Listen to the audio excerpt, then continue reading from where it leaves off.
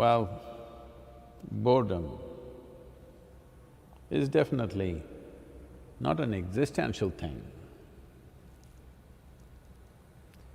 Boredom is a psychological thing. Depends what you're doing in here. If lousy things are happening in your head, you will be bored. If you sit here and think of wonderful things, you will be invigorated.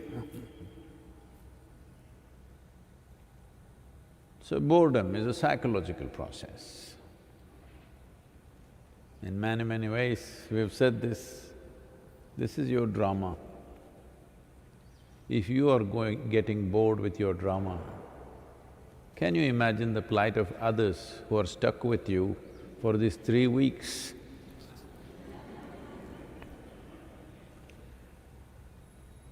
Earlier, there were distractions of various kind.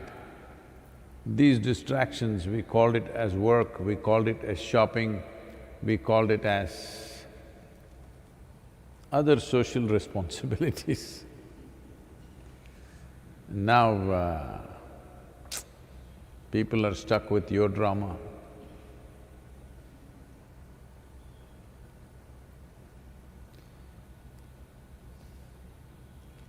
You can't close your drama, I know that. But at least like television channels, they all go for a very frequent break. It's not a bathroom break, it's an advertising, commercial break. But they're getting a break every few minutes, every few minutes. Just do that for your drama. Every few minutes, just stop it. Every 10 minutes, take a 2-minute break from your drama. Oh, you'll do something very fantastic with yourself. But how? Should just stop acting. If I ask you to act out something, you can ask how. If I say don't do anything, if you ask how, what do we do? But how to do nothing? Well,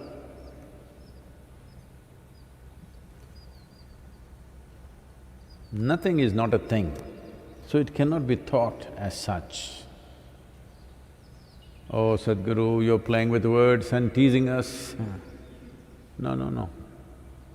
Nothing means simply nothing. How to teach that? Tie your hands and sit. It's not going to work. So doing nothing means just this: you're not engaged in what's happening around you. You withdraw your involvement from what's happening around you. Around includes your physiological and psychological activity. Yes. Both physiological drama and psychological drama is gathered from outside. So that is also around you. Just don't participate. Your body says what it says, you simply sit. Your mind says what it says, you simply sit. Not getting involved. Simply not running after some specific thought that you think is good, not trying to avoid something that you think is bad, or not thinking you will put this time to good use and let your thing overwork. No. You cannot think up a new possibility, I want you to know this. You can think up an improvement of what is there. You cannot think up an absolutely new possibility, that's just out of question. It is just that if you are not mired in your own present situation, new possibilities become visible to you. New dimensions of life become visible to you, not because you seek them. How do you seek something that you don't know? If you're not tangled up with your current situations, new possibilities become visible, they're always there. They're not visible right now because you're fully drowned in your own present situations, not even present, past situations for most people. Things that happened 10 years ago, still it's buzzing.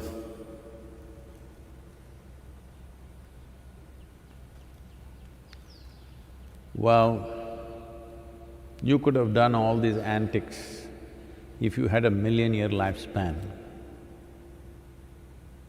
But even if you live a full life, it's still a very brief life. And now this virus, saying it's going to end you in 14 days if you don't take care.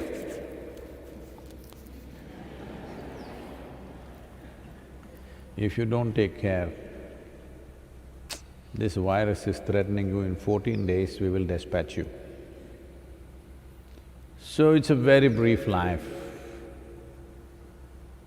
And it's a very phenomenally sophisticated and complex creation around you. In this, you're getting bored. This is unbelievable. If you pay attention to one leaf,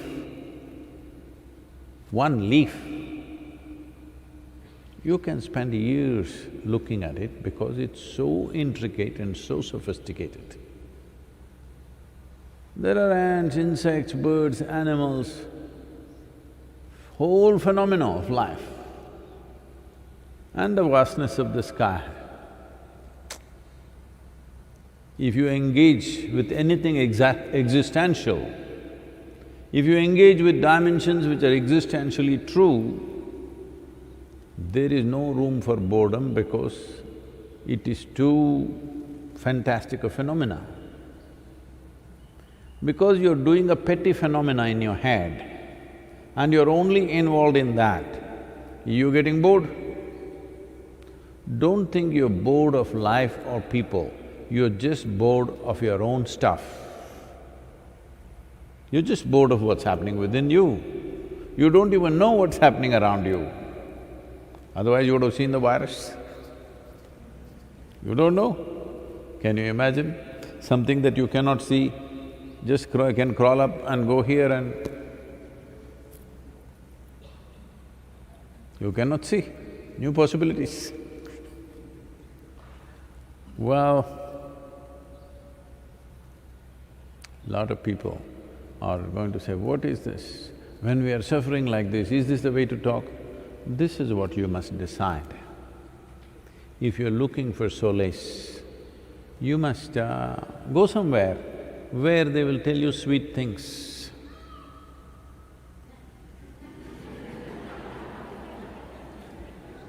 They're calling you. They will tell you nice things, it doesn't matter. It has no substance. It doesn't have any substance of reality, but they will tell you sweet things so that today you can sleep well. But tomorrow again you'll have a new question and a new problem. Then they'll tell you one more story. This is like children's bedtime stories. If you put a lot of bedtime stories, children's bedtime stories together, you can make a religion out of it. Yes.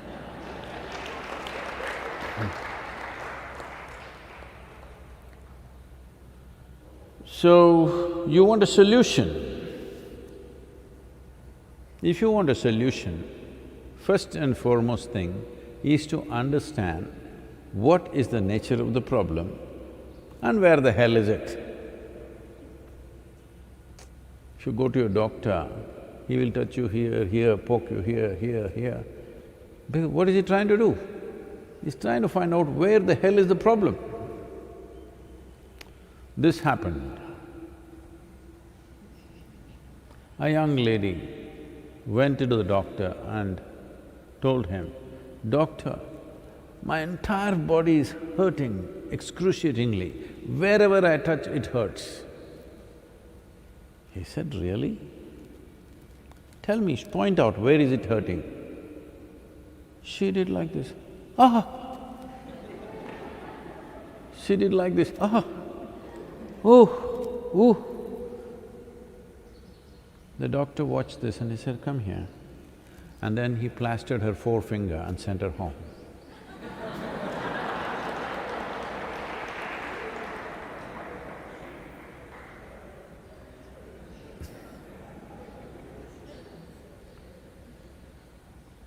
So, your boredom, you can find distractions on the television, on the net. You can act like you're some kind of a scientific researcher looking up every damn thing and driving yourself nuts in the next few days. You're not. You're not. So, or you can read philosophies, you can read scriptures and talk about it doesn't matter, body is just a transient thing, the real thing is Atman, Paramatman, the soul. It'll anyway go and reach its source. But if you sneeze, you get terrified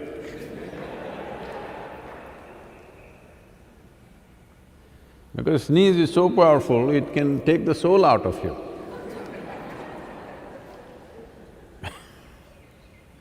Believe me, in many people's lives, that's the most powerful thing they have done in their life, to sneeze. Now you cannot sneeze.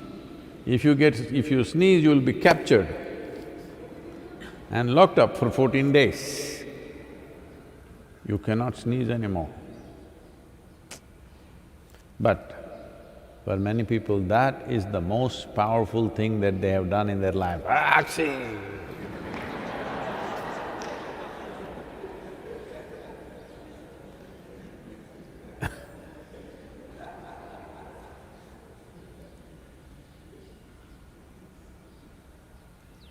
So, boredom.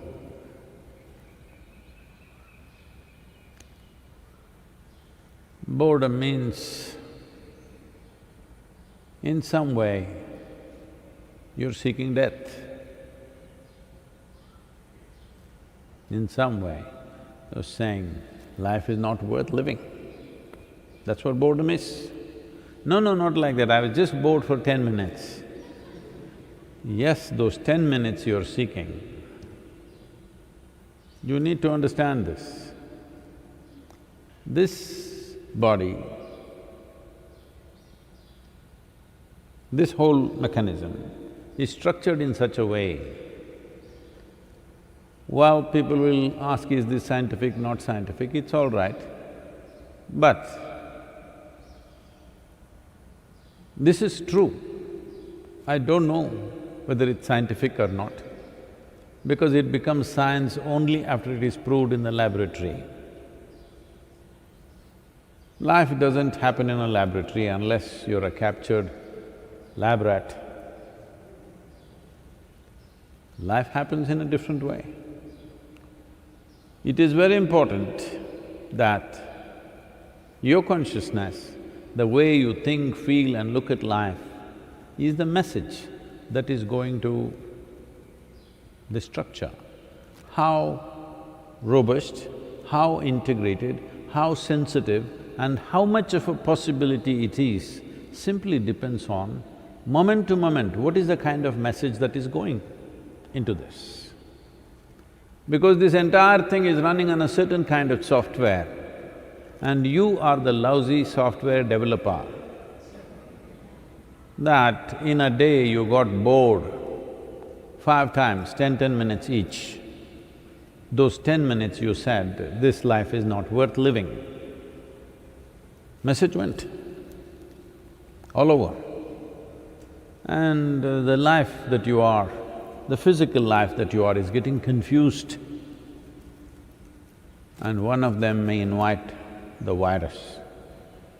He wants to go, why don't you help? Or something worse than that. A whole lot of people are constantly creating this. There is no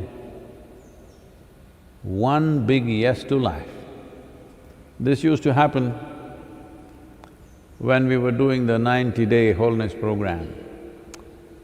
This is the first group of people who have come in 1994 here in the ashram. All we have is a thatch roof shed which is threatening to fly off in the monsoon winds. They don't know who I am. All they know is they're here without knowing why they're here.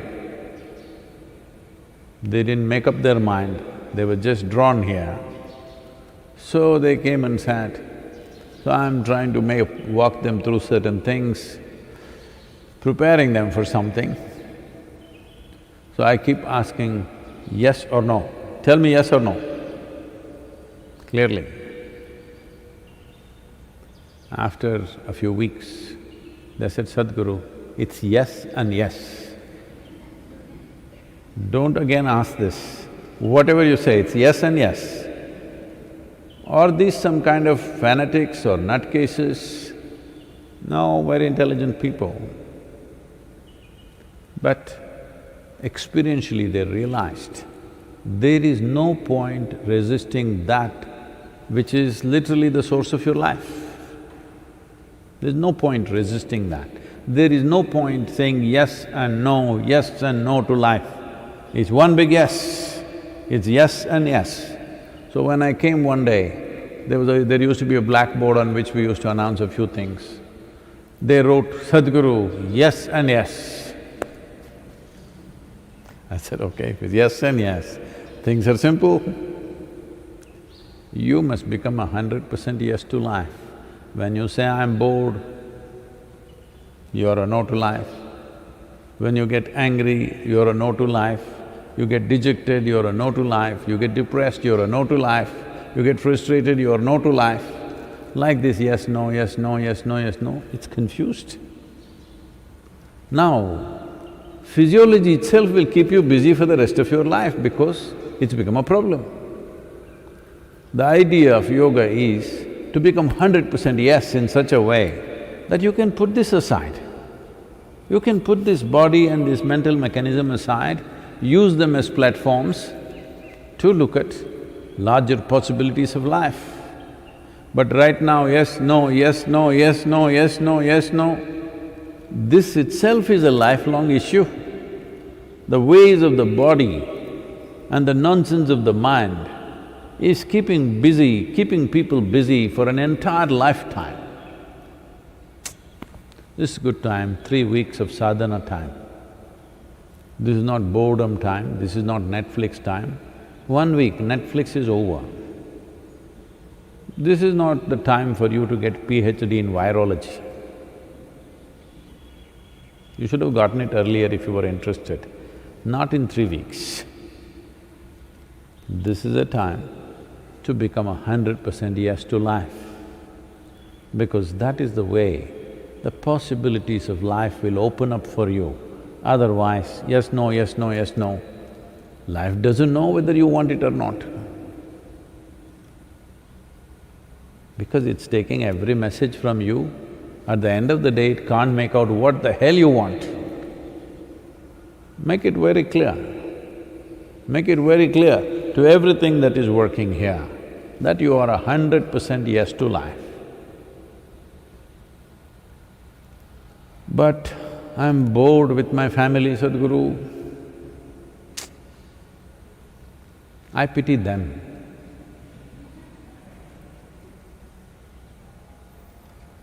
They're not complaining, but they must be suffering. If you are so bored, I'm sure you are showing it in so many ways. You're not happy with the food, you're not happy with this, you will scream, you will yell, you will do silly things. Suffering is probably happening to other people around you because you don't know how to conduct your silly drama. It's time to address this, that you do take commercial breaks. Every 10 minutes, 2 minutes break. Or you don't need that much, every 1 hour take 5 minutes or 10 minutes break. No involvement with anything outside, body, mind, nothing. World can say what it wants. See, whatever you think, the sparrows and the peacocks are saying what they want. Let it be. Let it be does not mean ignore them. No, you pay full attention but not involved. Similarly, the body, it's breathing, heart is beating. These are not simple things. These are called as vital signs. This is how a doctor finds out whether you're alive or dead. Your heart is beating, your breath is going in and out. How can you ignore such a thing? You should not ignore. Attention, but withdrawn, not involved. Very alert, but not involved. The same goes for your thought process and your emotion, very alert, not involved. Body, mind and world, I call this BMW.